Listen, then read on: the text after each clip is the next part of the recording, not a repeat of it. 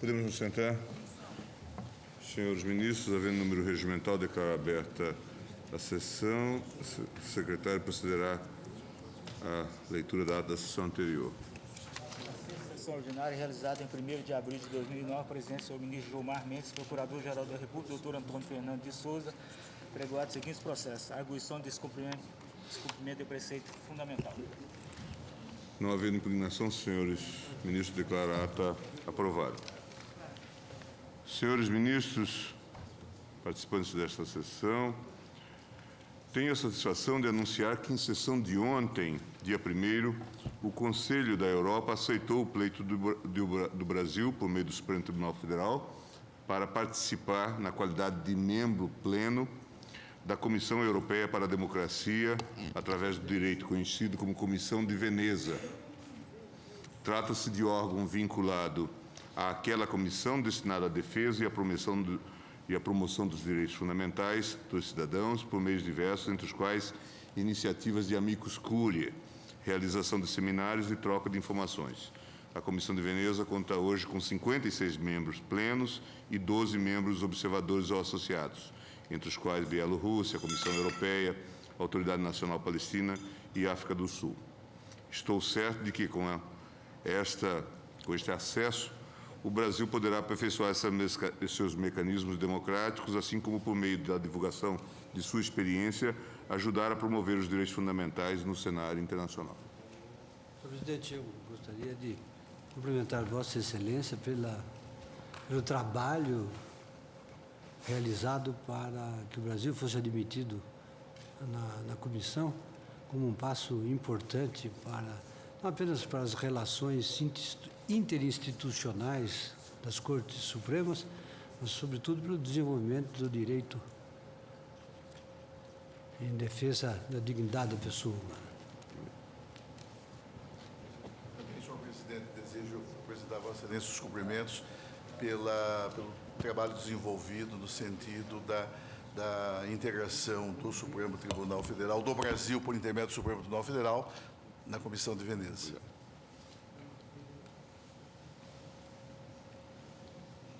Ministro Menezes, de Direito, embargo de declaração no habeas corpus 94.278.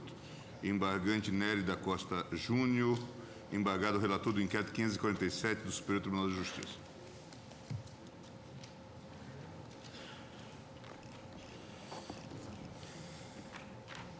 Senhor presidente, antes de chamar os embargos de declaração, a parte ingressou com um pedido de que esse habeas corpus fosse julgado, esses embargos de declaração fossem julgados conjuntamente com outro habeas corpus, que é de número 95433, se não me falha a memória. O advogado está presente?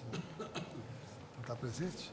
Relativo a uma extradição em que se aguardaria informações do Ministério da Justiça, porque haveria uma alegação de que os prazos da extradição não teriam sido cumpridos. Mas eu estou afastando essa alegação. Ah, não, esse aqui é o outro. Qual é o que você chamou? É o 94278? Este é o 94278. Ah, não, então esse é o 97408. Desculpa. 94278, embargante Nery da Costa Júnior. Ah, tá bem. E nesse caso aqui, senhor presidente, eu estou rejeitando os embargos porque foi preenchido todos os requisitos necessários, está adequada a fundamentação, não há omissão, eu estou, portanto, desprovendo os embargos. Vossa Excelência, portanto, está rejeitando os embargos. Senhores ministros, rejeitados os embargos. São unânimes.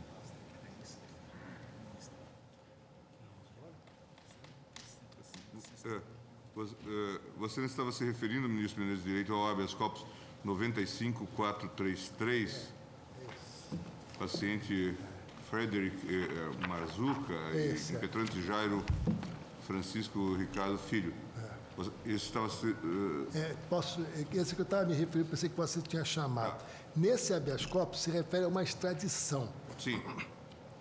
E esse habeas corpus foi vinculado a uns embargos de declaração que eu já julguei. E agora nós temos que julgar esse habeas corpus, porque nesse habeas corpus teria um impedimento para que fosse cumprida a extradição. Aí houve o ingresso de um outro habeas corpus, em que se alegava a ausência de cumprimento dos prazos regulares da extradição.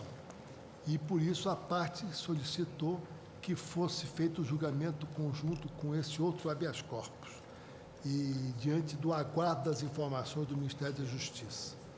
Eu estou entendendo que não há nenhuma necessidade de aguardar-se, porque os habeas corpus são independentes, e também porque já chegaram as informações do Ministério da Justiça, dando conta que não há nenhuma irregularidade quanto aos prazos de cumprimento do Estado requerente, que houve prorrogação e essa prorrogação foi cumprida regularmente.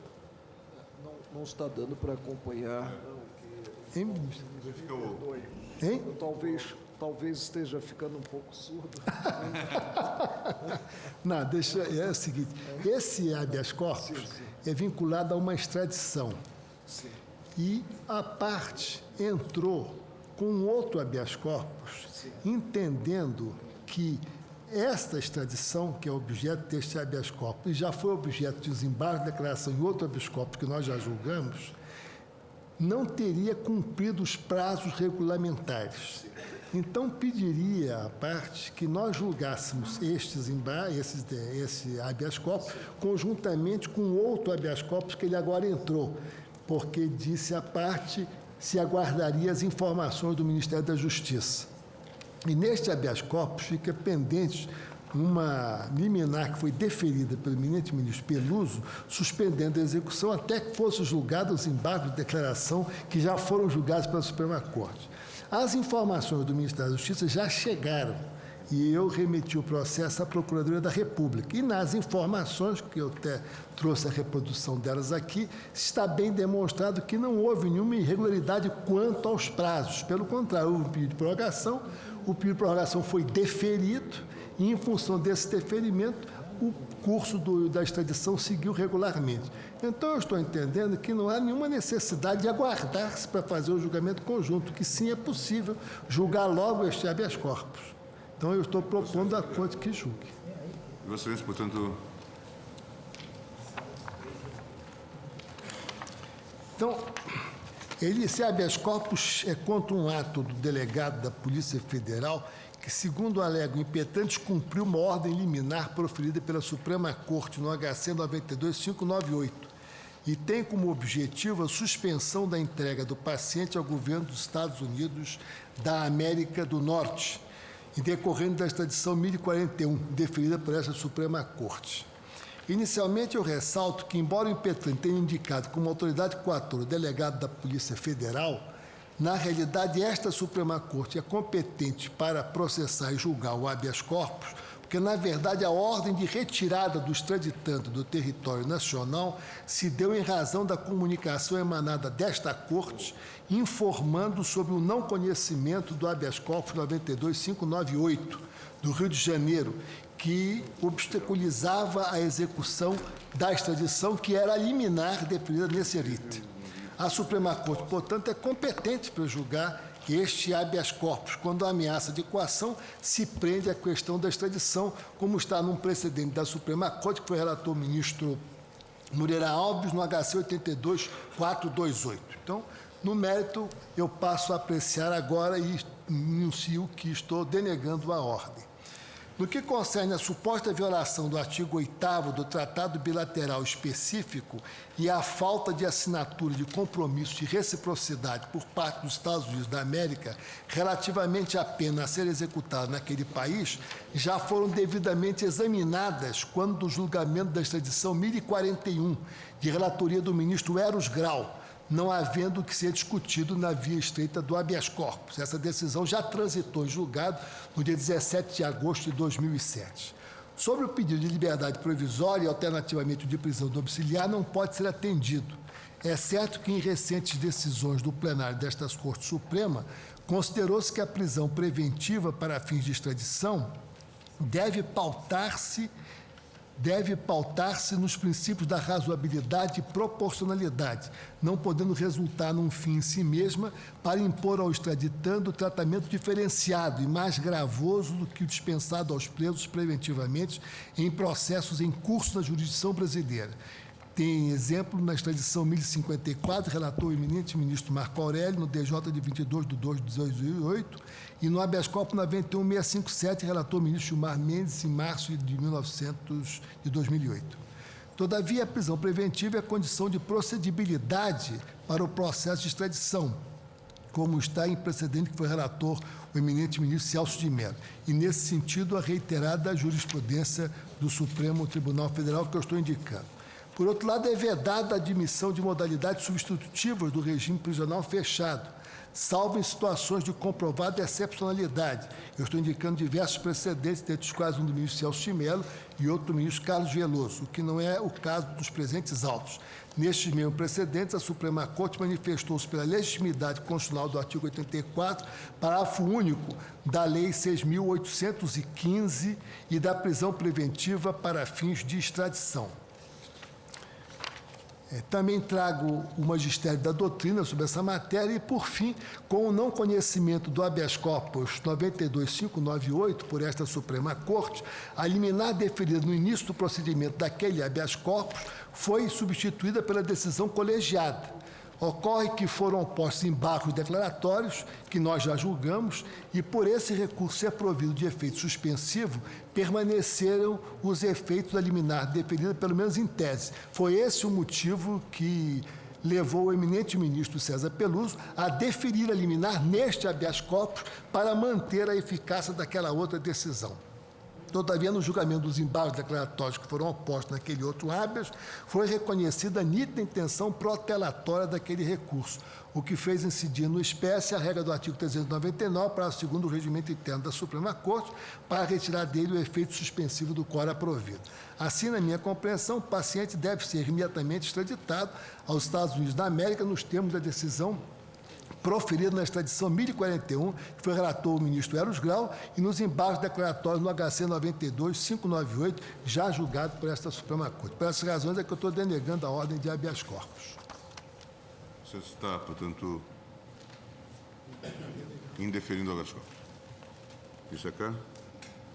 Acompanho o relator, excelência. Ministro Lewandowski. Ministro. Quanto à entrega imediata do extraditando, Vossa Excelência não está decidindo, não. É só pela denegação do habeas corpus. Estou denegando a ordem de habeas corpus e dizendo que não há óbice sem entrega. Ah, então é isso mesmo. Então, Vossa Excelência assenta que não há nenhum óbice agora. Os embargos já foram julgados. Pelo contrário, ele pode ser imediatamente extraditado. Né? Tá certo. Já houve o trânsito de julgado do acórdão proferido na extradição 1041. Já. Um trânsito julgado antigo até. Sim. Tem até a decenata aqui. Nós temos entendido, e há disso precedente, que no momento em que o Supremo Tribunal Federal aprecia o pedido de extradição, deferindo-o como no caso ou não, e especialmente quando sobrevém o trânsito de julgado, cessa a jurisdição da Corte e eventual situação de constrangimento injusto seria não mais imputável ao tribunal, mas sim ao presidente da República, porque cabe a ele, presidente Agora, da República. As causas de pedir dizem respeito ao nosso julgamento, não julgamento. a um possível ato Exatamente do presidente da República. Exatamente isso. E mais, senhor ministro Celso, se você me permitir, na linha do que esclareceu o ministro Marco Aurélio, neste caso especificamente, diante da existência dos embargos de declaração no outro habeas corpus, corretamente, o eminente ministro Peluso deferiu a liminar, porque o habeas corpus era dotado de efeito suspensivo. Então, nós temos de julgar esse habeas corpus, porque fica pendente a medida liminar. Se nós não julgarmos... Então, Vossa Excelência conhece e indefere e caça cautelar anteriormente concedida. Por via de consequência, Sim. porque a cautelar foi dada neste habeas corpus. Para viabilizar a entrega imediata do paciente. Isso, exatamente isso. É o que eu estou fazendo. Ministro Joaquim Barbosa. Não determina a entrega imediata. Parece-me que o eminente Porque, relator... senão, nós estaríamos conferindo ao habeas corpus, né, a duplicidade imprópria a ele. Eu estou dizendo que não há óbice. Estaríamos concedendo Retirar. quase que concedendo uma ordem contrária ao paciente. Por isso é que eu estou dizendo, ministro Contrária ao Marco Aurélio. interesse do Ministro paciente. Marco Aurélio, E a natureza você do tem habeas razão. Eu estou só dizendo que não há óbice. Só está removendo o óbice. Não há óbice, estou removendo o óbice, não há mais óbice. E indefere a ordem, né? Indefere a ordem.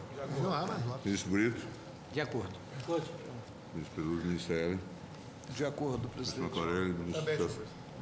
Portanto, indeferido o habeas corpus, temos o voto do relator, decisão unânime. Ministro Marco Aurélio, embargo de declaração na extradição 1031, embargante Anthony Galliot, embargado governo da França. Presidente, estamos diante de embargos declaratórios que visam mais do que o simples esclarecimento da decisão proferida. E consigno que o plenário deferiu ao governo da França o pedido formulado na extradição quando lançamos ementa que transcrevo. Nos declaratórios se evoca o inciso 1 do artigo 91 da Lei 6.815 de 80, segundo o qual não pode o extraditando ser preso ou processado por imputações anteriores ao pedido, e também alude ele ao tratado internacional nesse sentido. Ressalta que o referido tratado entrou em vigor depois do suposto ilícito penal a ele imputado. O fato teria ocorrido em janeiro de 2004 e comunicado ao governo francês, a comunicação ao governo francês em agosto seguinte. O relatório, né? E no voto estou apontando como atendidos os pressupostos de recorribilidade, conheço dos embargos e consigno, em primeiro lugar, os embargos de declaração não visam a reapreciação de certa matéria, o rejulgamento. O acórdão proferido, presente voto condutor do pronunciamento do colegiado, é explícito sobre a valia da documentação que veio ao processo. Aliás, as razões dos declaratórios são conflitantes no que, a um só tempo, articula-se com o cerceio de defesa e se registra que o extraditando não se opõe à observância do que decidido por este tribunal. Vale frisar também que a decisão implicou a análise das causas de pedir da defesa. Quanto à detração, a extradição foi deferida nos termos do voto do relator, extrato de ata de folha 873, dele constando que o governo requerente deve observar, para efeito de eventual cumprimento da pena, o período no qual o extraditando esteve preso no Brasil. Por último, no tocante à impossibilidade de o extraditando vir a responder por imputação que, anterior ao pedido formulado, nele não foi veiculada, ressalto que o inciso 1 do artigo 91 da Lei 6.815 de 80 concerne a compromisso a ser atendido pelo governo requerente, quando da entrega do extraditando. De qualquer forma, para evitar qualquer dúvida a respeito, registro que a extradição foi deferida quanto às imputações constantes deste processo, não alcançando fatos anteriores que não foram versados no pleito do governo francês. Em síntese, responderá ao extraditando pelas práticas que, antecedentes ao pedido, dele constam. Nesse sentido, provejo os declaratórios. Só para prestar esse esclarecimento que decorre, né, do artigo 91 da Lei de Regência da Extradição.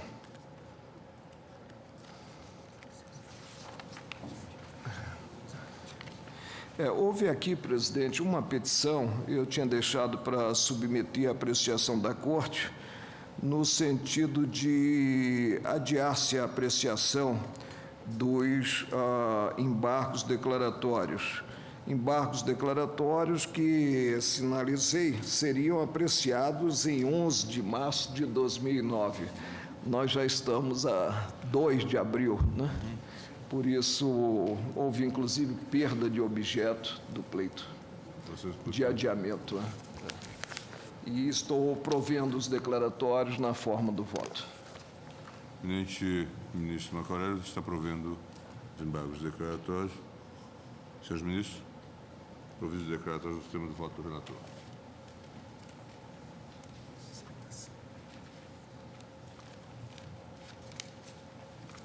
Ministro Ricardo Lewandowski. Inquérito 2578. Autor Ministério Público, inicia. Anotação que esses embargos na extradição 1031, né? 1031. Inquérito 2578, relator ministro Ricardo Lewandowski, autor Ministério Público Federal, indiciado Joaquim de Lira Maia, Jovina Azevedo Marques, Valfredo Pereira Marques e outros. Haverá sustentação oral.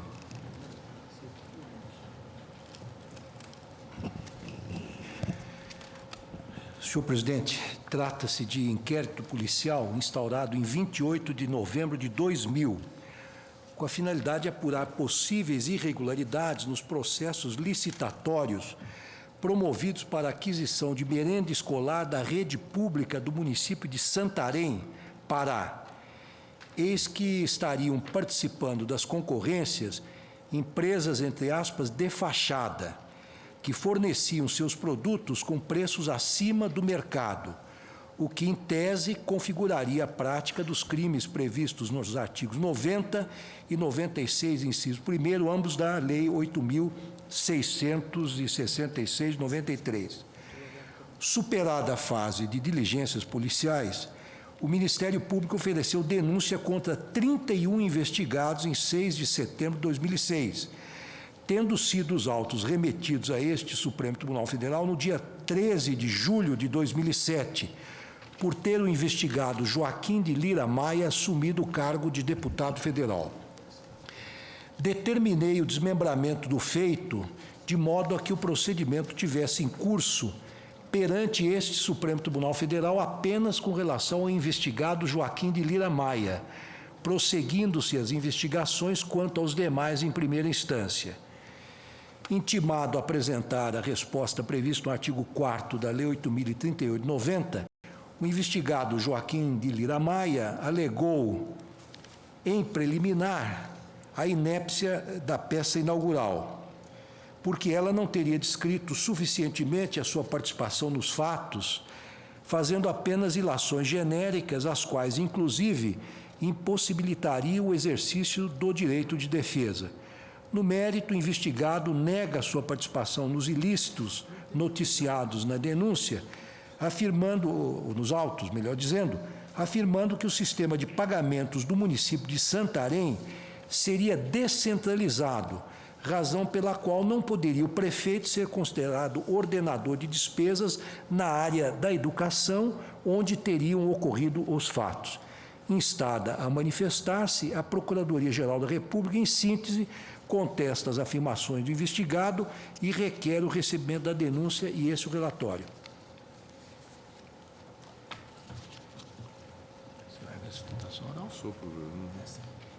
Bom, pelo Ministério Público Federal, falará o Vice-Procurador-Geral da República, Dr. Roberto Monteiro Gugel Santos. Senhor presidente, senhoras ministras, senhores ministros, serei extremamente breve. Diversamente do que afirmou o denunciado na sua manifestação, a denúncia de folhas 2 a 20 preenche todos os requisitos necessários ao seu recebimento, contendo descrição clara e precisa dos fatos que lhe são imputados, segundo o contexto em que os mesmos se inserem. O denunciado, essencialmente, argumenta que delegara poderes de gestão às secretarias municipais e que, assim, na condição de prefeito, não teve qualquer participação nos procedimentos licitatórios em que se verificou o esquema de superfaturamento, o esquema de fraude em si. Na verdade, a atribuição de poderes de gestão às secretarias municipais, evidentemente, não afasta a autoria dos delitos imputados ao denunciado. A própria denúncia reconhece que a sua atuação nos crimes não era direta, Mas autor de um delito não é apenas aquele que atua de forma direta, praticando o núcleo do tipo, senão também aquele que arquiteta o delito, agindo como autor intelectual. Sobre esse tema, é interessante lembrar a lição de Rogério Greco. Fala-se em autoria intelectual quando queremos nos referir ao homem inteligente do grupo, aquele que traça o plano criminoso com todos os seus detalhes. Segundo as lições de Damásio, na autoria intelectual, o sujeito planeja a ação delituosa, constituindo o crime produto da sua criatividade. Pode acontecer, inclusive, prossegue Rogério Greco, que ao autor intelectual não seja atribuída qualquer função executiva do plano criminoso por ele pensado, o que não afasta, contudo, o seu status de autor. Pelo contrário, pela teoria do domínio do fato, percebe-se com clareza a sua importância para o sucesso da infração penal.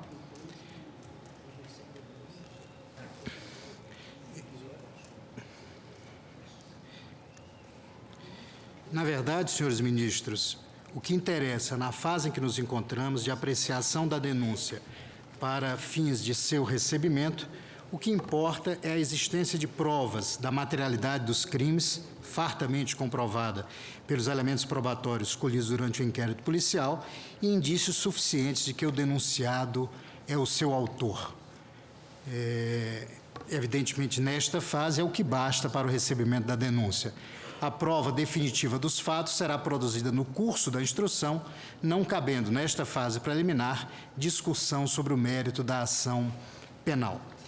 Destaco que o hoje deputado federal Joaquim de Lira Maia está denunciado por crimes praticados durante a sua gestão como prefeito de Santarém, no estado do Pará. E já se encontra no Supremo Tribunal, já em curso no Supremo Tribunal, além deste inquérito, uma ação penal, a ação 484, e os inquéritos 26.630, 2.632, 2.685, 2.742 e 2.762. Sendo que, em relação aos inquéritos 2.630 e 2.632, essa Suprema Corte já recebeu a denúncia, tendo apreciado na sessão da última quarta ou quinta-feira embargos declaratórios opostos com a finalidade de pretender, enfim, reverter o julgado que recebera a denúncia. Parece evidente à Procuradoria-Geral que, na verdade, o que temos aqui é uma gestão municipal em que a conduta padrão foi a de fraudes, de enriquecimento ilícito, de desvios de recursos públicos. E este é apenas o inquérito 2578, apenas mais um destes episódios. E, certamente, essa Suprema Corte, como fez nos casos anteriores, receberá a denúncia para que, instaurada a ação penal, se prossiga na apuração desses delitos cometidos em detrimento do erário. Muito obrigado, senhor presidente. Com a palavra, ministro relator. Senhor presidente, como dito, o presente inquérito busca apurar possíveis irregularidades em 24 processos licitatórios promovidos para aquisição de merenda escolar na rede pública do município de Santarém, no Pará. Segundo consta, teriam participado das concorrências públicas empresas, entre aspas, de fachada, que ofereceram produtos com preços superiores aos praticados no mercado, caracterizando a prática em tese dos crimes capitulados nos artigos 90 e 96, inciso 1º, ambos da Lei 8.666. Primeiramente, noto que o agravo regimental de folhas tais, interposto por Ana Lídia Maué Gueiros, insurgindo-se contra o desmembramento do feito, não foi ainda decidido. Eu entendo, data vênia, que esse é o momento oportuno para o deslinde da questão. Eu determinei o desmembramento do feito com fundamento em pedido da Procuradoria-Geral da República de folhas tais, e que se reportavam ao artigo 80 do Código de Processo Penal.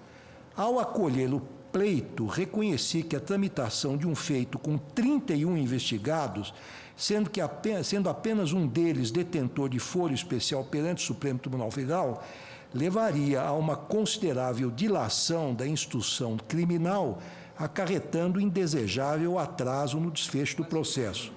A jurisprudência desta Corte, nos casos que envolvem diversos investigados e com elevada complexidade probatória, inclina-se no sentido de autorizar o desmembramento. Nesse sentido, trago aqui uma decisão do eminente ministro Menezes Direito, que diz exatamente o seguinte, que na forma de inúmeros precedentes da Corte, o elevado número de agentes e de condutas que demandam complexa dilação probatória, justificado o desmembramento do feito requerido pelo Ministério Público,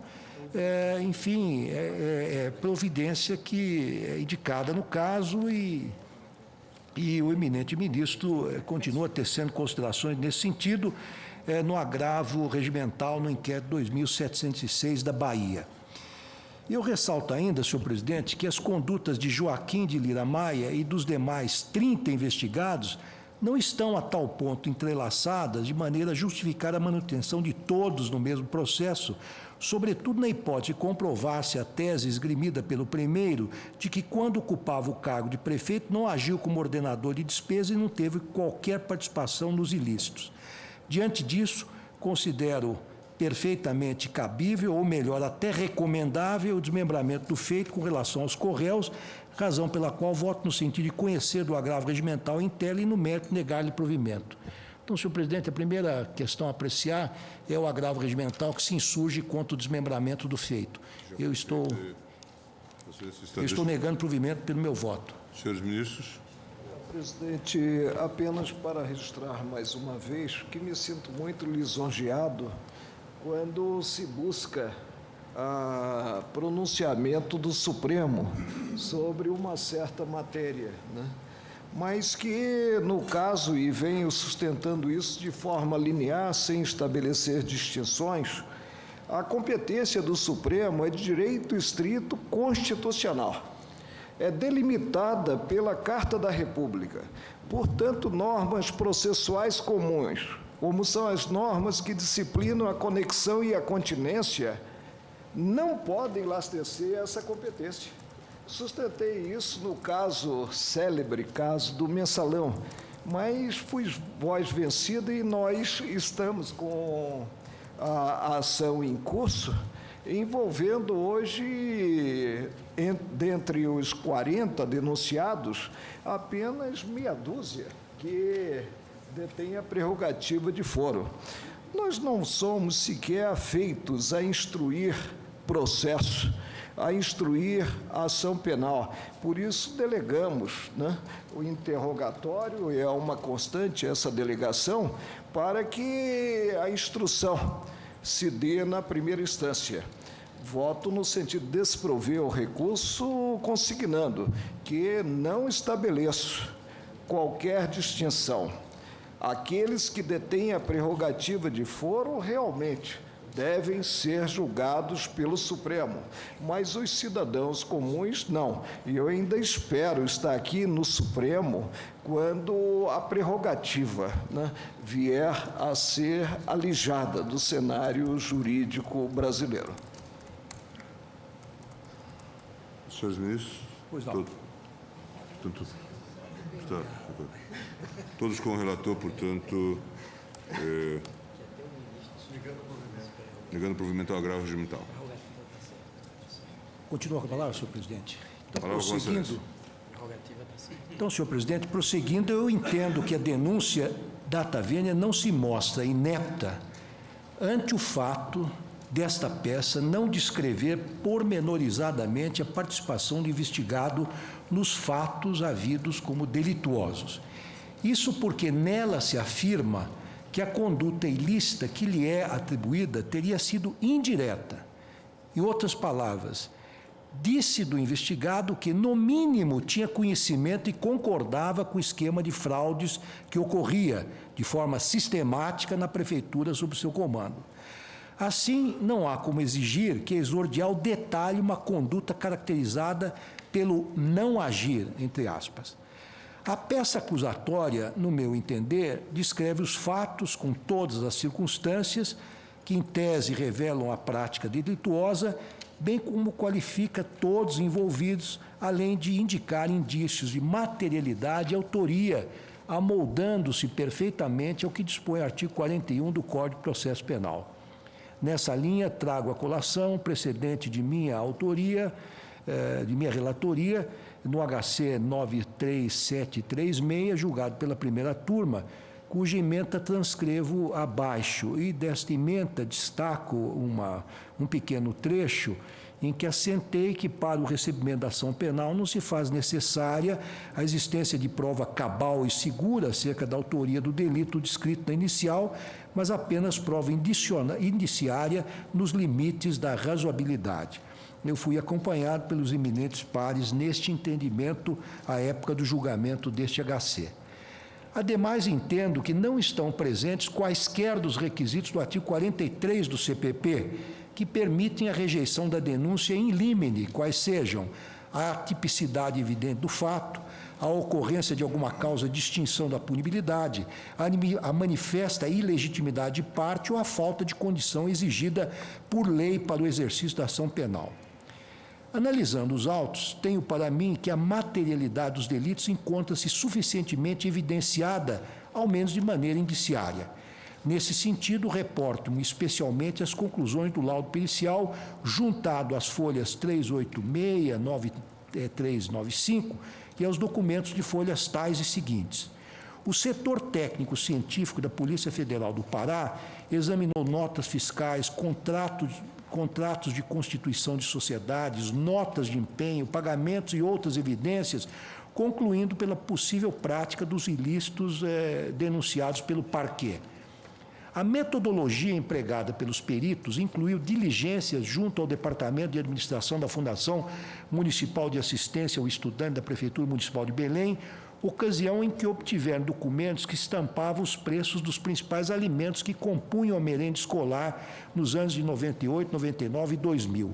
Além disso, utilizaram como referência dados oriundos do DIESE da Universidade Federal do Mato Grosso relativamente aos preços praticados nos mesmos anos.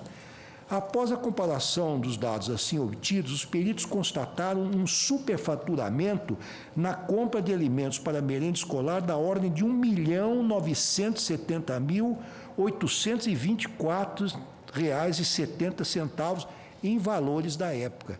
Isso, imaginem, Vossas Excelências, tirado, aparentemente, só do setor de merenda escolar, quase R$ 2 milhões no ano 2000. Constataram também que a discrepância de valores não poderia ser atribuída ao preço do frete referente ao transporte dos gêneros alimentícios até Santarém, pois, embora tal cidade esteja relativamente distante da capital, Belém, o acréscimo no frete seria de pequena monta, ou seja, de no máximo 87%. Essa discrepância de valores, apurada pelos experts, a meu ver, constitui fortíssimo indício de que houve superfaturamento devido à possível transgressão às normas licitatórias de que trata a Lei 8.666/93. Quanto à autoria, não há negar que, ao menos nesse momento processual, inexiste prova contundente que demonstre tenham investigado influído por ação ou omissão nas práticas delituosas. Entretanto, a circunstância de estar exercendo o cargo de prefeito municipal à época o coloca muito próximo aos eventos tidos como delituosos, o que permite que se considere a possibilidade de neles estar envolvido. Como bem assentou o Ministério Público em seu parecer de folhas tais, entre aspas, a atribuição de poderes de gestão às secretarias municipais por si só não afasta a autoria dos delitos imputados ou denunciado. Consoante já afirmado, sua atuação nos crimes não era direta e autor de um delito não é apenas aquele que autua de forma direta praticando o núcleo do tipo, senão também aquele que arquiteta o delito agindo como autor intelectual. Deve ficar claro que a atribuição de uma certa competência a órgão ou pessoa em específico pode afastar a responsabilidade civil de outrem, mas não a criminal, que, para se fazer presente, contenta-se com adesão intencional ao tipo criminoso. Por fim, a alegação do denunciado de que não cometeu os delitos de que é acusado envolve o próprio mérito da ação penal, que será objeto da prova a ser produzida no curso da instrução. Continuo dizendo que não se está aqui, evidentemente, emitindo um pré-julgamento. Ao contrário, o que se faz é apenas conceder à acusação a oportunidade a que tem direito, por força de ditame constitucional, de comprovar aquilo que alega, seja por meio de prova documental, seja mediante a ouvida de testemunhas, seja ainda por qualquer outro meio de prova admitida em direito. O recebimento da denúncia e evidência não significa qualquer juízo de antecipação quanto à culpa do acusado, permanecendo rígida a presunção de sua inocência. Todavia, não se pode coartar a tentativa do Ministério Público de demonstrar em favor da sociedade a tese que deseja ver provada em juízo.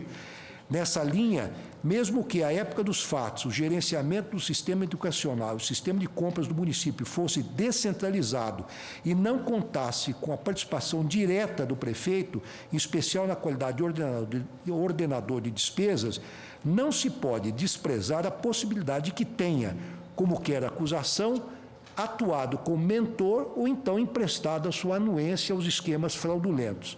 Nesse aspecto, a denúncia consigna o seguinte, entre aspas, indubitável que os integrantes da comissão de licitação, a Secretaria Municipal de Educação e mais o ex-prefeito do município de Santarém estavam envolvidos direta e indiretamente nos processos licitatórios daquela prefeitura.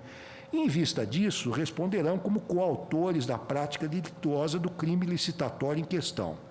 Diga-se de passagem, estou rememorando o trecho da denúncia, que os secretários nada mais são do que agentes que exercem funções de confiança, verdadeiros longamanos do prefeito. Todo esse procedimento culminara com a assinatura do termo de homologação de responsabilidade da Secretaria Municipal de Educação, da Secretária Municipal de Educação, Maria José de Almeida Marques, pessoa de confiança do ex-prefeito Joaquim de Lira Maia, a qual tomava conhecimento dos valores oferecidos pelas empresas concorrentes, analisava o inteiro trâmite procedimental adotado pela Comissão de Licitação e, ao final, deferia-o. Quanto ao ex-prefeito, sem embargo da inexistência de documentos que comprovem a sua direta participação, esse fato não o torna isento de responsabilidade de gerenciar despesas do município. Destarte, ele agia como coautor dos crimes em Testilha. Partindo dessa premissa, o ex-prefeito de Santarém, com o intuito de camuflar sua participação nos processos licitatórios, não assinava nenhuma nota de empenho ou recibo, porém era ciente de todos os atos praticados naquele certame, ou seja, anuía tacitamente. Portanto, senhor presidente, encontrando-se preenchidos os requisitos do artigo 41 do Código de Processo Penal, e como disse antes, não estando evidenciado nenhuma das hipóteses do artigo 43 do CPP, e com fundamentação das razões acima, voto no sentido de receber a denúncia oferecida contra Joaquim de Lira Maia pela possível prática dos delitos constantes dos artigos 90 e 96, inciso 1º, ambos da Lei 8.666, de 93. É o meu voto. Presidente, apenas uma ponderação, ministro. Pois não. É que duas são as imputações. Sim. Eu ouvi Vossa Excelência aludir a inquérito instaurado no ano 2000. Isso mesmo. Os fatos são anteriores, portanto, né, a instauração do inquérito. Agora, quanto ao crime do artigo 90, que é a fraude à licitação, nós já teríamos a prescrição da pretensão punitiva, porque a pena máxima combinada é de 4 anos e são passados mais de 8. 91 não, que a pena máxima é de 6. Aí nós temos a prescrição em 12, né? A pena, você está falando da pena máxima. Eu conferi na 8666. Você conferiu? A denúncia não chegou a ser recebida em primeiro grau? Não chegou. Não chegou a ser né? recebida. Não chegou. Não houve interrupção, realmente não houve nenhum fato interruptivo da denúncia. Vossa Excelência tem razão nesse aspecto. O teto está revelado por 4 anos, né? Aí a prescrição é em 8. É o artigo 90 e 91 da lei. Então, 91 não. Quanto ao 91 é elevação arbitrária dos preços, né? Ministro Lewandowski, cuida-se de servidor público. Não pode haver uma causa de aumento de Pois essa é uma possibilidade, sem dúvida. crime de E aí licitação. eleva Já. o prazo prescricional. Mas aí a prescrição é considerada em si, ministro, não tendo em conta a causa de aumento, mas o que previsto para o tipo. Eu estava pensando, a intervenção de Vossa Excelência instigante, eu estava pensando em pedir vista. Vossa Excelência quer pedir vista em mesa ou vista dos Não, autos? vista regimental. Eu só gostaria de fazer uma observação, tendo em vista toda a que eu acabo de ser eu pedi vista e trouxe voto, do qual pediu vista aí o ministro Menezes Direito, num caso que guarda alguma semelhança, que é o do senador Valdir Raupp. Eu fiquei muito impressionado com a descrição, com a denúncia, que ela caminha, na verdade, para um tipo de responsabilidade objetiva. Leio uma parte da denúncia, apenas para já registrar processo mnemônico para nós todos. Quanto ao ex-prefeito, sem embargo da inexistência de documentos, isso estou lendo a denúncia, que comprovem sua direta participação, esse fato não o torna isento da responsabilidade de gerenciar as despesas do município. Destarte, ele agia como, sem agora um persalto notório.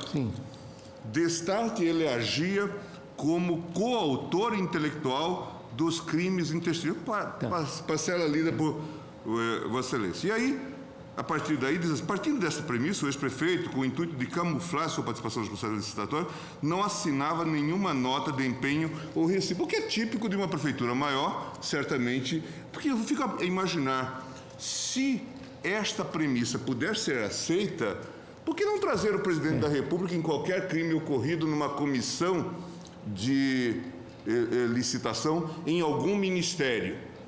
Ou trazer sempre o ministro de Estado nesses... Vejam, portanto, a seriedade do tema que está a se cuidar. Quer dizer, para efeito de responsabilidade política, nenhuma dúvida. Para efeito de responsabilidade administrativa, nenhuma dúvida. Mas para efeito de responsabilidade penal, há que se trazer algo de participação pessoal. Do contrário, e exatamente é o Ministério Público que diz que não tem. Presidente, Vossa Excelência me permite fazer uma breve intervenção. Eu fiquei extremamente preocupado com isso e, como nós todos também sempre manifestamos nossa preocupação com relação à responsabilidade objetiva em matéria penal.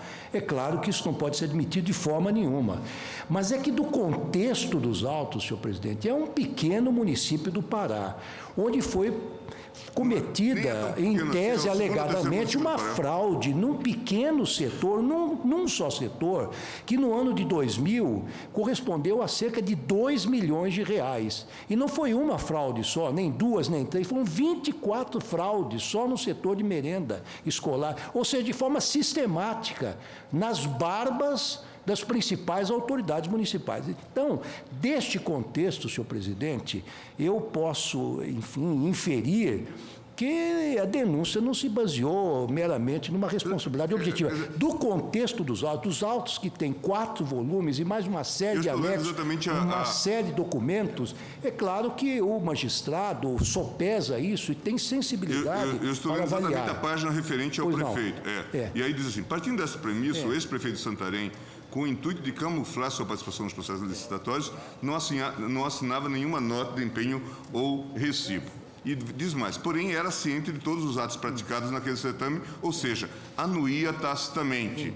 Isso fica comprovado com a reiterada prática do crime de superfaturamento executado durante sua administração, que apesar das mudanças dos integrantes da comissão de licitação, tal prática criminosa persistiu, só que envolvendo outras empresas. Não se diz nada sobre a participação. Quer dizer, é cheio... eu estou lendo, na verdade, é uma página que diz respeito. E aí diz mais.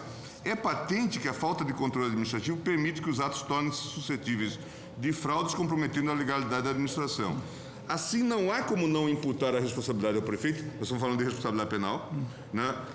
E a comissão de licitação, na medida em que concorreram na inobservância de formalidades legais da lei de licitação e, consequentemente, a aplicação dos recursos públicos sem a observância das formalidades aplicáveis à espécie na qualidade de ordenador máximo da prefeitura. se este juízo puder ser aceito, obviamente que nós vamos estar chancelando um juízo de objetividade penal, de responsabilidade objetiva, porque não se traz nenhum dado de participação, mas, quer dizer, o texto, inclusive, é cheio, é como não se fazer uma denúncia, porque é cheio de petição de princípio. Né? Dá-se por demonstrado aquilo que se pretendeu demonstrar. Mas é só para fazer o registro. Claro, mas é sem dúvida que... Ministro Sim. Vossa Excelência me permite. Pois não. O parágrafo 2º do artigo 328 do Código de Processo Penal, do Código Penal, diz: a pena será aumentada. A pena será aumentada da terça parte, quando os autores dos crimes forem ocupantes de cargos em comissão ou de função de direção, assessoramento, de órgão da administração direta, sociedade de economia mista, etc, etc, etc.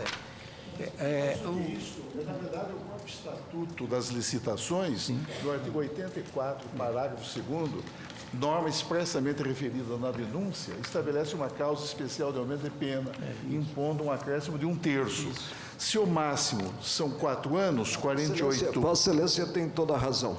Realmente aqui nós temos, eu tinha lido apenas o tipo do artigo 90, mas nós temos a causa de aumento. E a causa de aumento repercute na prescrição. O parágrafo 2º do 84. vai para 12 anos. Exatamente, vai para 12 anos. Os fatos... Então... Bem... De qualquer maneira, parece que o nobre ministro Carlos Brito pediu portanto, vista após o antecipada. voto do relator que recebia a denúncia, pediu vista o ministro Carlos Brito.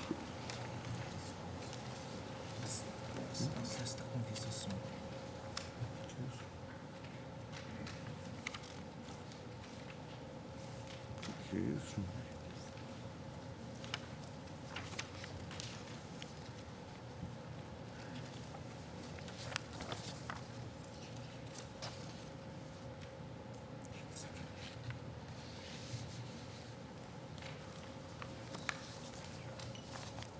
Senhores ministros, de embargos de declaração no agravo regimental, nos embargos de divergência, nos embargos de declaração, na questão de ordem, no agravo do instrumento 379-392. Situação é a seguinte. Após o voto do ministro Marco Aurélio, relator que provia os embargos, pediu vista dos autos, o ministro Carlos Veloso.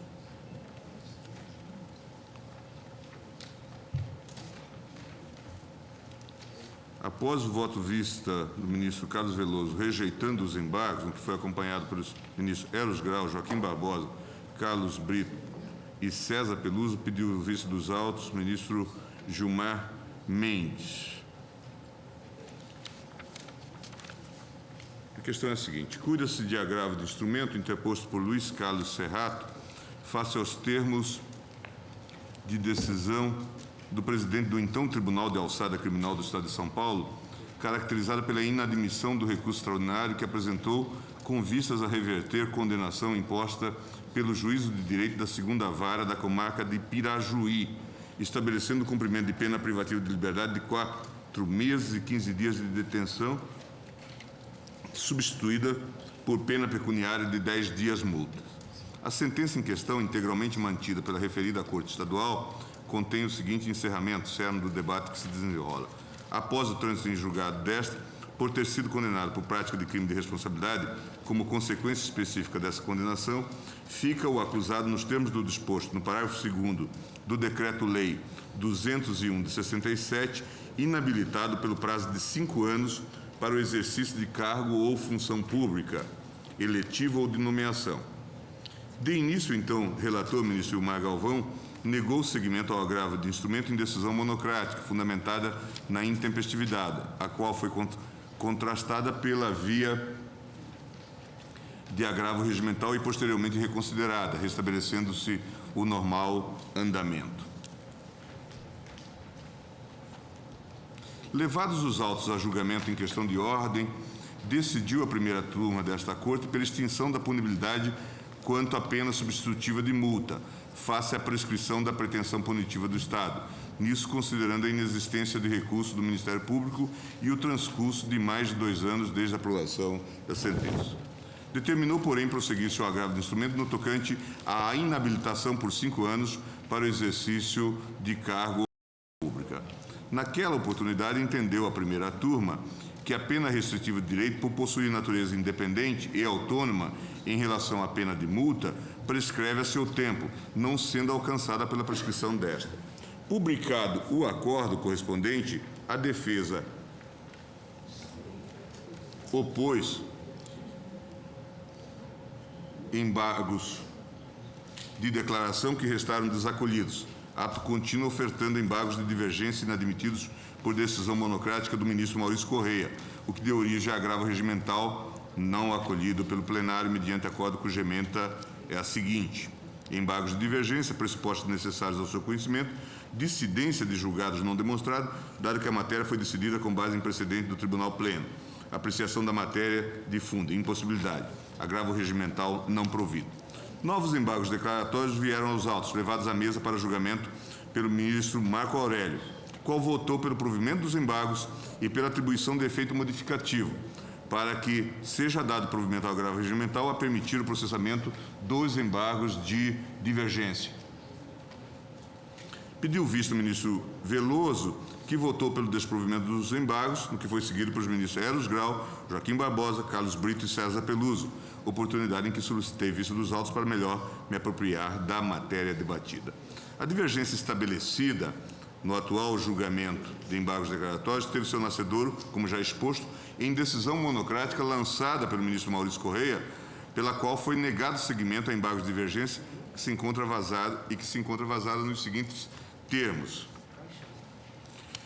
A primeira turma desta Corte proferiu a seguinte decisão na questão de ordem no agravo de instrumento processual penal, questão de ordem, pedido de reconhecimento de ofício da prescrição da pretensão punitiva da pena em concreto, crime de responsabilidade do prefeito municipal, ao qual foram combinadas as penas de multa e de inabilitação para o exercício de cargo ou função pública.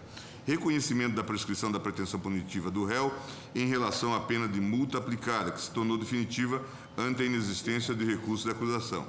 Hipótese, entretanto, em que o processo deve prosseguir em face da pena restritiva de direito combinada, que, por possuir natureza independente e autônoma em relação à pena de multa, prescreve a seu tempo, não sendo alcançada pela prescrição desta. Questão de ordem que se resolve na forma acima explicitada.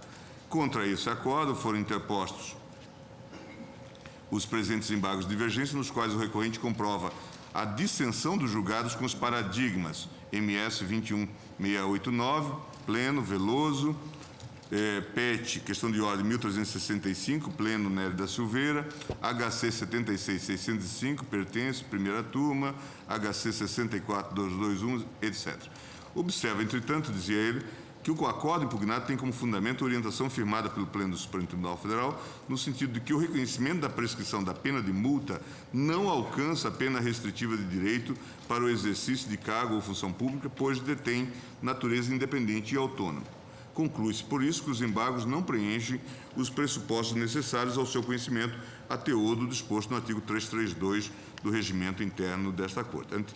O exposto, com base no artigo 21, parágrafo 1º, combinado com o artigo 335 do regimento interno, não admite os embargos de divergência.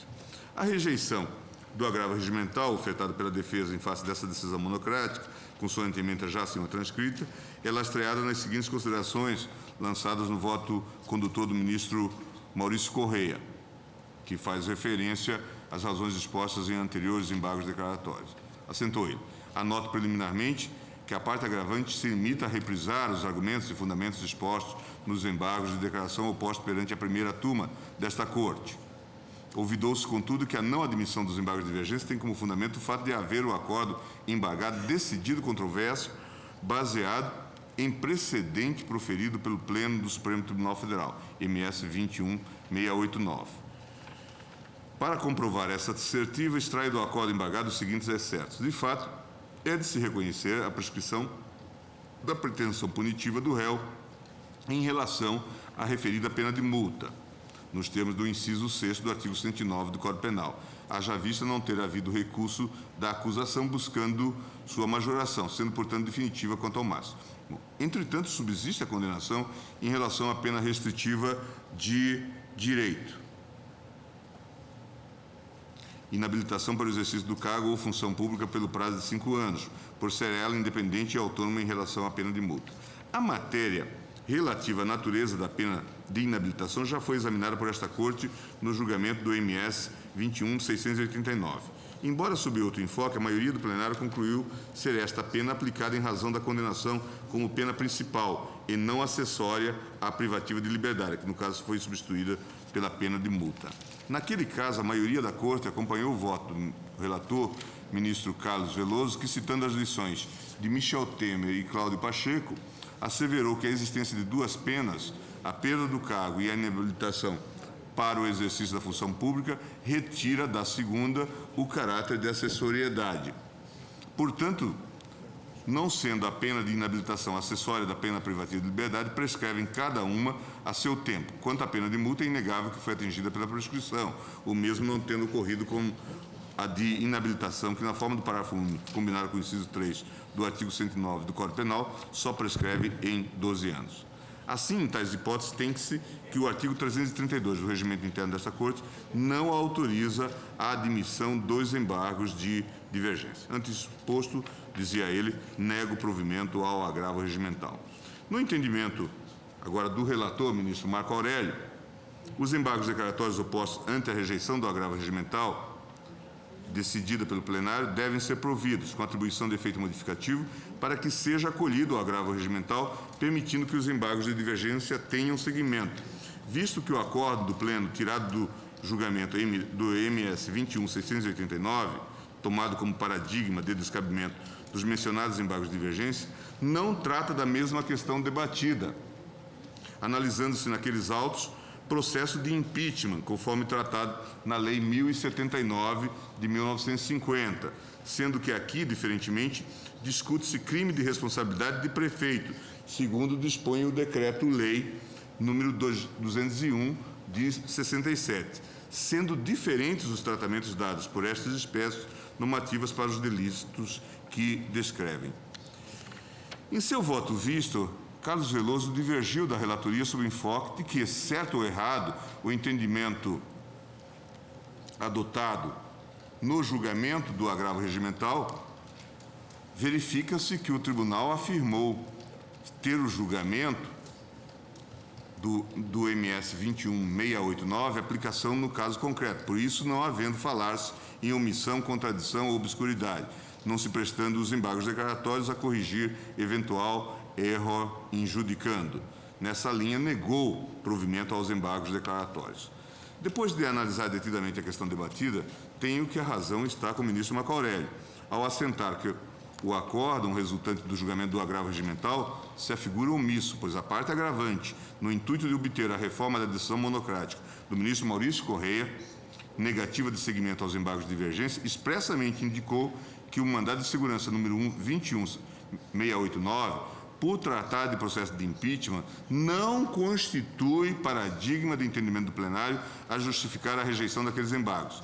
Nesse ponto, arrolando seus argumentos, que, porém, não foram apreciados, bastando-se o tribunal em apontar a existência do aludido precedente do pleno sem maiores considerações.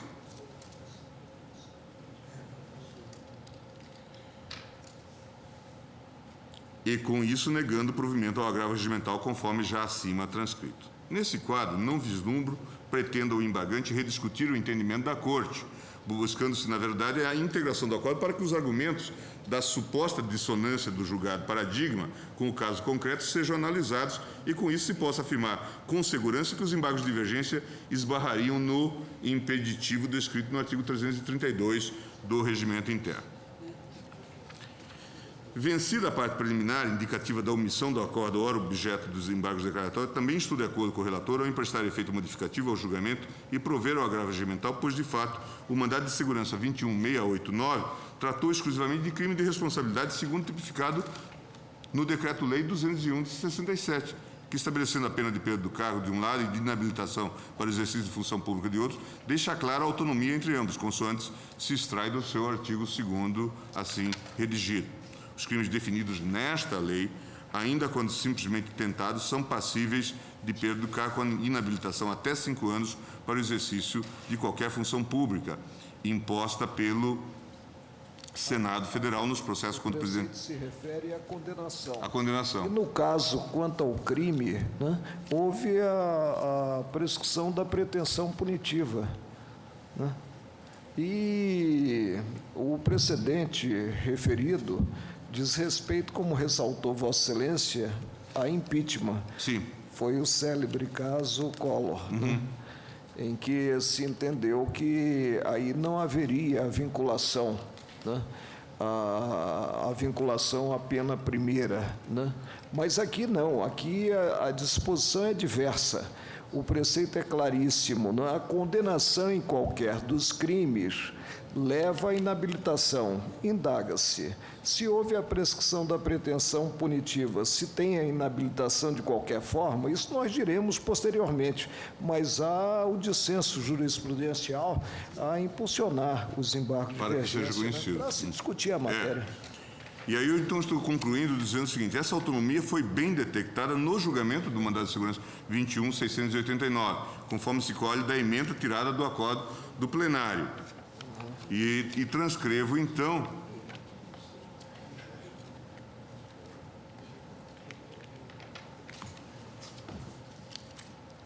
a emenda, dizendo: constitucional, impeachment, controle judicial, impeachment do presidente da República, pena de inabilitação para o exercício da função pública. E se dizer, o impeachment no Brasil, a partir da Constituição de 1891, segundo o modelo americano, mas com características que o distinguem deste. No Brasil, ao contrário do que ocorre nos Estados Unidos, lei ordinária definirá os crimes de responsabilidade. E aí fala nas leis e diz o seguinte: a lei número 1079 de 50 estabelece apenas no seu artigo 15 que a denúncia só poderá ser recebida enquanto o denunciado não tiver, por qualquer motivo, deixado definitivamente o cargo. No sistema do direito anterior à lei 1079 de 50, isto é, no sistema das leis números 27 e 30 de 1892, era possível a aplicação tão somente da pena de perda do cargo, podendo esta ser agravada com a pena de inabilitação para exercer outro cargo. E aí as citações. A existência no impeachment brasileiro, segundo a Constituição e o direito comum, e aí vem as regras: perda do cargo, inabilitação por 8 anos para o exercício da função pública. A renúncia ao cargo, apresentada na sessão de julgamento, quando já iniciado este, não paralisa o processo de impeachment. Os princípios constitucionais da impessoalidade e da moralidade administrativa, a jurisprudência do Supremo Tribunal Federal relativamente aos crimes de responsabilidade dos prefeitos municipais na forma do Decreto-Lei 201 de 27 de 267.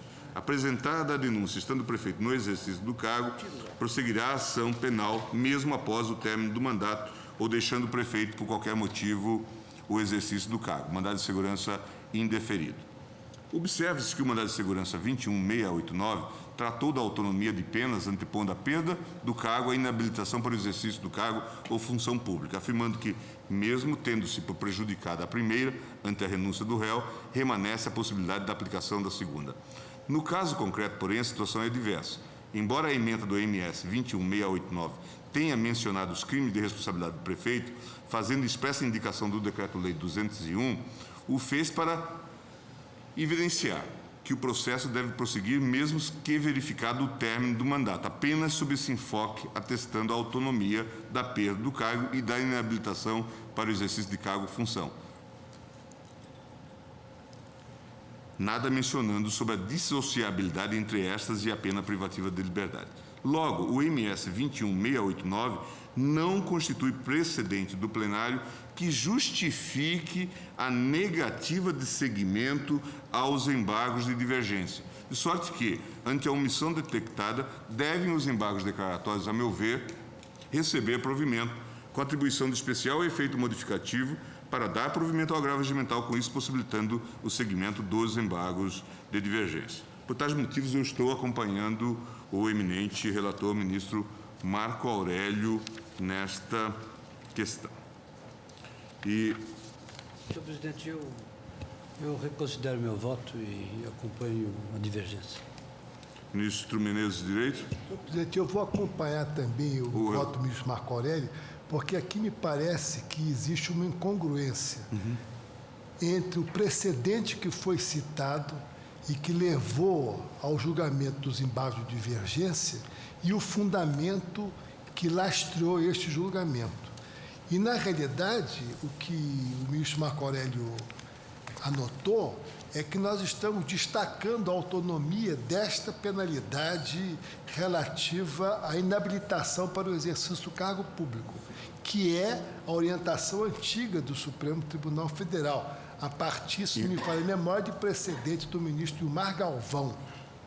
Eu entendo que caracterizar dessa omissão com relação à incongruência do paradigma e reconhecida que essa omissão pode gerar modificação do julgamento, se impõe efetivamente o provimento dos embargos com esses efeitos modificativos. Até porque são paradigmas diferentes em termos de legislação. Exatamente isso.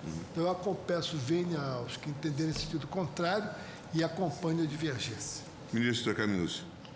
Eu também. Eu só queria entender, o ministro César Peluso falou que reajustava, Porque ele tinha votado... porque estava voltado com a divergência e agora Vossa Excelência está acompanhando o relator? Isso. É porque quando Vossa Excelência disse eu acompanho a divergência, eu fiquei sem entender. Ministra, quase sempre quem diverge sou eu. Tá certo, tá certo. Na mão e contramão, o fluxo é que determina, tá certo. Não, só porque o que eu tinha aqui anotado era diferente, fiquei sem entender. Mas eu também, eu tinha dificuldade quando estudei em casa, quanto à omissão, a existência do elemento que, aliás, o ministro Marco Aurélio é muito rigoroso em relação a isso. Né? E aí eu não tinha conseguido detectar, mas fica claro que há uma omissão e, portanto, eu também vou acompanhar o relator. O senhor Ricardo Lewandowski não vota porque... Vossa Excelência não vota porque votou o ministro Veloso. Ministra Ellen Grace. Ministro Celso de Mello. Senhor presidente, eu, quando do julgamento do mandado de segurança 21.689 do Distrito Federal, em 6 de dezembro de 93, impetrado pelo então presidente Fernando Collor, eu proferi um longo voto deferindo o mandado de segurança, invalidando a resolução do Senado da República, entendendo-a inconstitucional, enfim, mas fiquei vencido naquele julgamento em que o resultado final foi, acho que foram 7 votos denegando segurança contra 4 votos concedendo-a. E eu, senhor presidente, quer dizer, eu, não obstante esse julgamento, ainda guardo firme convicção da posição que então externei. Quanto à perda também. Agora, neste caso específico, o ministro Marco Aurélio, no seu voto, salienta que o paradigma invocado não guarda relação de pertinência com a controvérsia suscitada. O pressuposto para se chegar à inabilitação é a Paradigma condenação invocado pelo criminal. ministro, A condenação Correia criminal. para dizer que a matéria estava pacificada no plenário. Não é?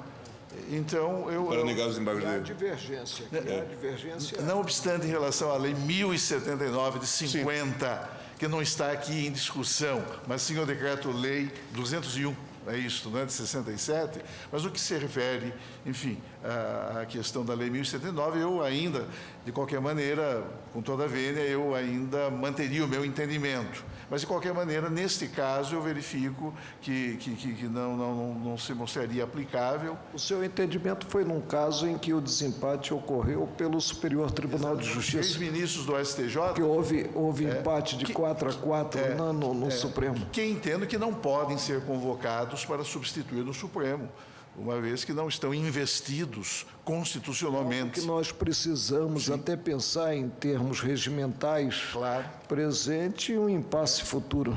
Há uma solução regimental em matéria de mandado de segurança quando se cuidar de mandado de segurança contra atos do presidente do Talvez Supremo. por analogia. Então, exatamente. Aquela questão de Exatamente. votar, Exatamente, porque eu acho que não tem sentido... quando era seria- presidente do Conselho Nacional de Justiça, né? O Conselho Nacional da Magistratura. Não, antes mesmo. Antes mesmo. Esse é o nosso atual regimento, mas tal como redigido em 81.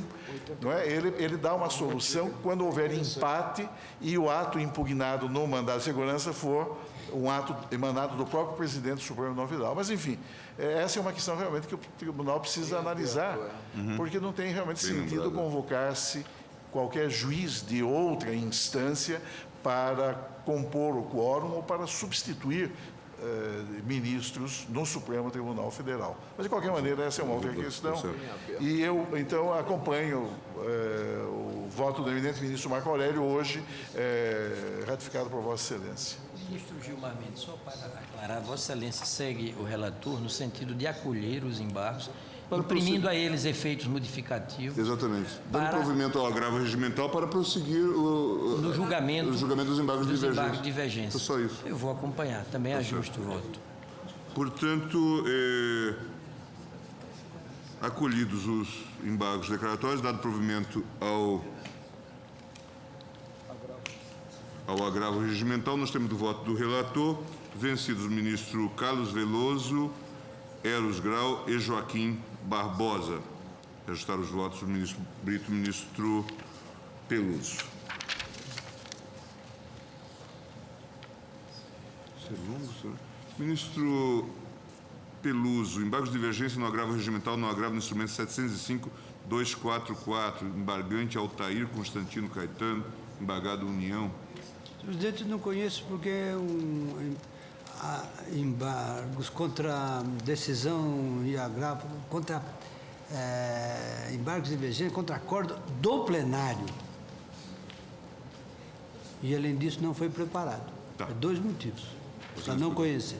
O eminente relator não conhece dos embargos de divergência. Decisão unânime.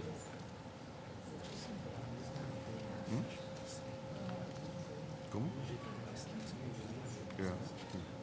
Vamos fazer uma pausa de 20 minutos, senhores ministros, e retornamos em seguida.